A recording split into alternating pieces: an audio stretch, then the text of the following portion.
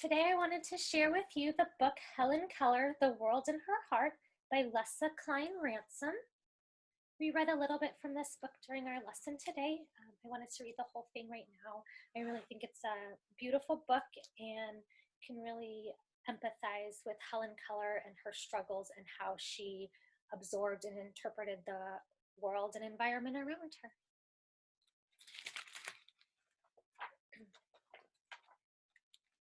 It was March in Alabama, and the warm spring air slipped through the open windows and mingled with the scent of sugar and vanilla. Helen longed to go outside and run barefoot through the still damp grass or climb the tall oak out in front. But the promise of the first bite of her favorite cake kept her inside, close to the stove.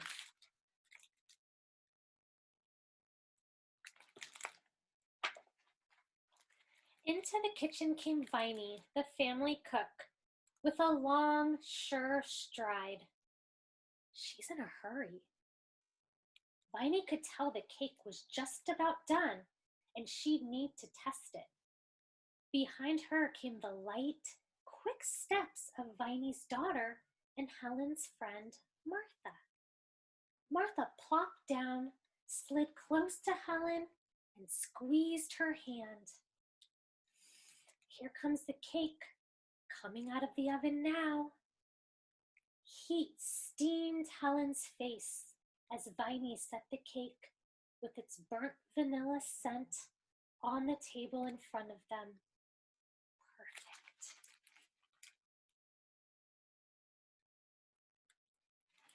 So sitting there, she heard Viney's footsteps, slow. Friend Martha's footsteps, fast and quick. She could smell the cake. The end of vanilla smells burnt. She knows it's finished. She can feel the heat from the cake on her face. She can't see it. She can't hear things around, but she can feel them. Heels click-clacked across the room. And then came the soft scent of lavender. Mother. The tender warmth of her mother's lips on Helen's forehead followed. A skirt of silk brushed Helen's arm. Why is Mother wearing her fancy dress today? Are we having visitors? She feels the silk. She doesn't usually wear silk unless something important is happening. Helen gently petted her dog, Belle, on the back. She felt Belle's body tense and her fur rise and fall. Helen smiled. The horses are outside. She could tell by the way her dog responded. Its body got tense. Its fur rising and falling. It's breathing harder. The dog is reacting to the horses outside. Helen can tell that, feeling her dog. She felt a door slam and the scrape of boots. Pa is home early today. And then she sensed the rumble of an approaching train.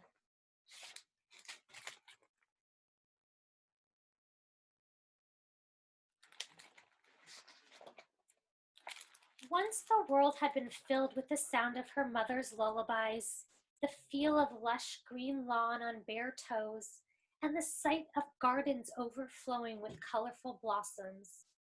She still enjoyed the soft scent of honeysuckle and the tangy sweetness of the season's first berries. But Helen's world was now silent and dark. Just before her second birthday, an illness took away her sight and hearing forever.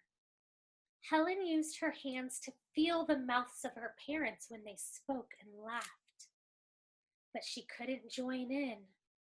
On carriage rides, she could feel the wind blow against her face and the jostle of the bumps along the road. But she couldn't see where they were going. Helen found ways to speak to her family. For father, she made the shape of glasses with her fingers. For baby sister Mildred, she sucked her thumb. And for mother, she laid her hand against her face. But each day she grew more frustrated and angry, hitting Mildred, kicking at her family, and crying. Her parents tried to make her happy, but Helen's behavior only got worse. Can you imagine that it would be very frustrating if you tried to communicate what you needed or what you wanted and people couldn't understand you? It would make me feel pretty frustrated also. So her family needed help. They sent for a teacher from the Perkins Institute for the Blind, a school in Boston. A stranger was here. Helen reached forward to touch her. A smooth, round face with no lines. She's young. Curly hair, pulled back smooth. She's neat. Tight lips, turned up just a little on each end. She's trying to hide a smile. And her eyes, hidden behind glasses.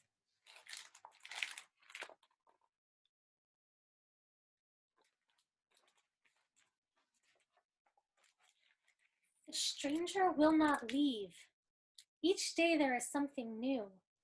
The stranger's hands in hers, fingers tracing, fists pounding, so many unfamiliar shapes. What do they mean? The stranger stayed by her side every minute of the day. Helen tried to hide, but she was always found. She even tried locking the stranger in her room. Nothing worked. Helen reached for her favorite things, her doll, a piece of hard candy, and a bowl of cake batter. The stranger always took Helen's hand in hers, fingers tracing, fists pounding, too many strange shapes. I don't like her. Helen fought. She cried. She touched her cheek. I want my mother.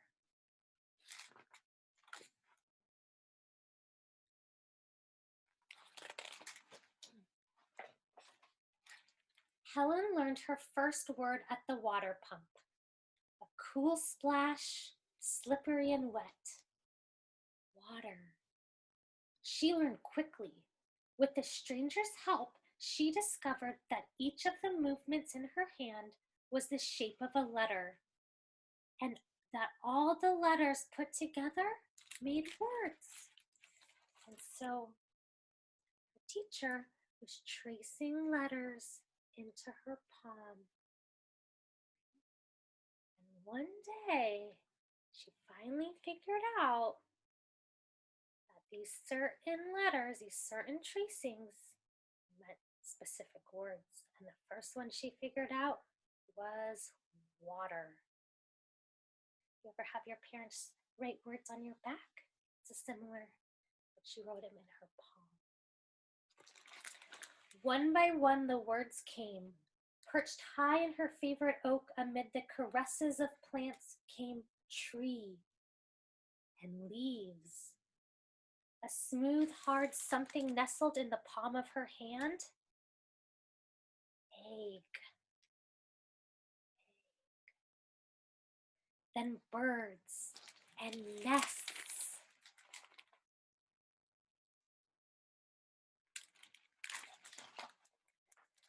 Helen touched everything in her path. Tell me the name, she gestured, and the stranger taught her to spell the names of her family. M-O-T-H-E-R, mother. All the food she ate, E-G-G-S, eggs, bread, and her favorite, C-A-K-E, cake. Is there a name for everything? She wondered. Yes, the stranger responded. But who are you? Helen asked by pointing and placing a hand on the stranger's chest. The letters were spelled slowly into her hand. Teacher.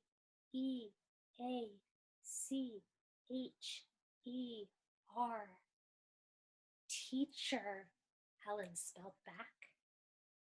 I like her.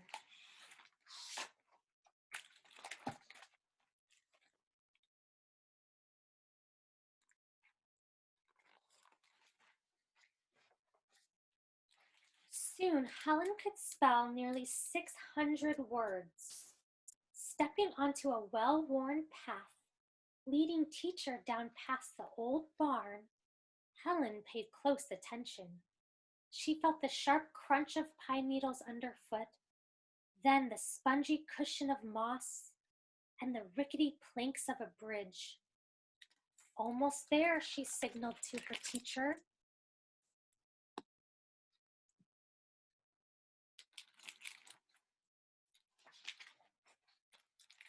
When she caught the scent of water, she stopped.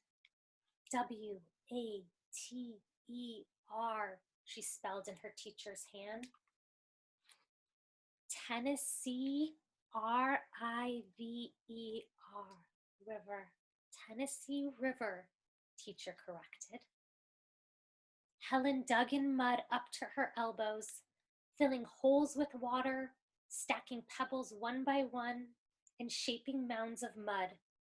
She trudged home with dirt-caked fingernails and a dress stiff with the dirt.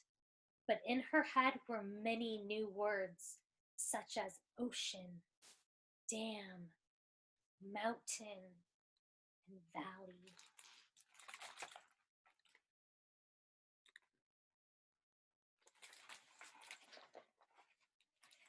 In the heat of the day, Helen soaked in the warmth as S-U-N, sun, S-K-Y, sky, planet, and star were traced in her palm.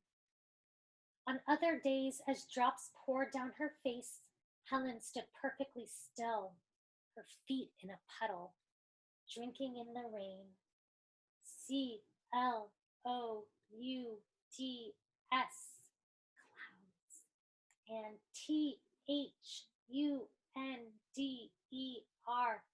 Thunder, thunder. She practiced spelling. Whoops.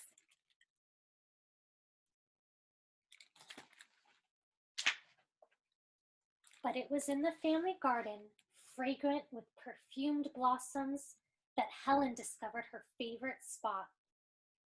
Lily, rose, she spelled as she touched each petal. Surrounded by butterflies and bees, beetles and dragonflies, she felt them whir and crawl and land softly all around her. With so many new words came many new questions. Where does the sun go at night? What makes flowers smell so pretty? Why doesn't Belle, my dog, answer when I spell into her paw? The words and questions became stories. In her hand, Teacher spelled stories of faraway places from times before Helen was born, and read from books that kept Helen awake, wondering, long after her mother had tucked her into bed.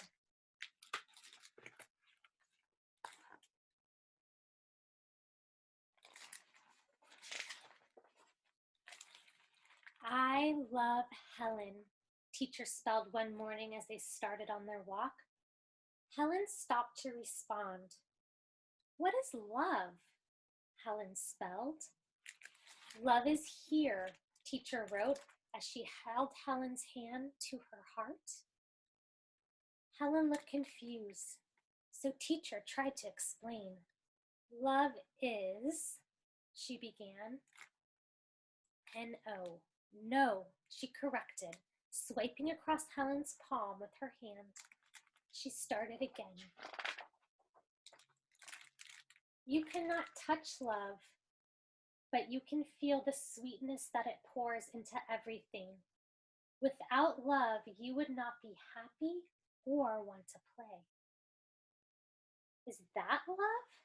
Helen asked as she pointed to the sun with its warmth shining down on the day.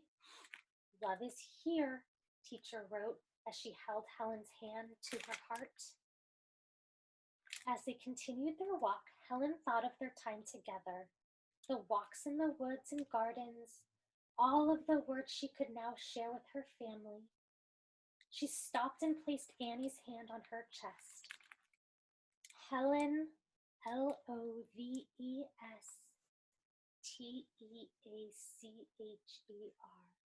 Helen loves teacher, she spelled. When Helen reached to Annie to touch her smooth, round face, all she could feel was a smile that seemed to stretch from ear to ear.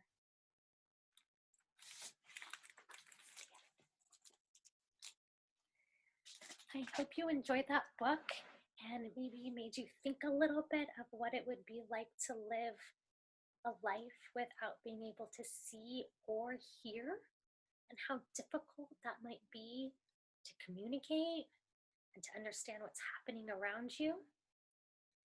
And I would really love it. It's a beautiful day. It's supposed to be beautiful weather this week. If you would go outside with your mom or dad or somebody to help you and sit quietly and listen to all the different sounds you hear. We do that in class sometimes when we meditate. I would like it if you could put a blindfold on and see if you hear more or you hear less. And with that blindfold on, you take a walk around your backyard. Is it easy? Is it harder? Do you have to use your hands more? Are your other senses heightened? Do you hear better when you're not able to see? You can even take it a step further. Cover your ears or put earplugs on in with your blindfold so now you cannot see or hear. You really have to rely on that sense of touch, right? And that might give you a little sense, a little clue on what it was like to grow up like Helen Keller without hearing or seeing, and how we absorb and interpret our world around us when we don't have those senses. I hope you enjoyed the story today. I enjoyed reading it to you.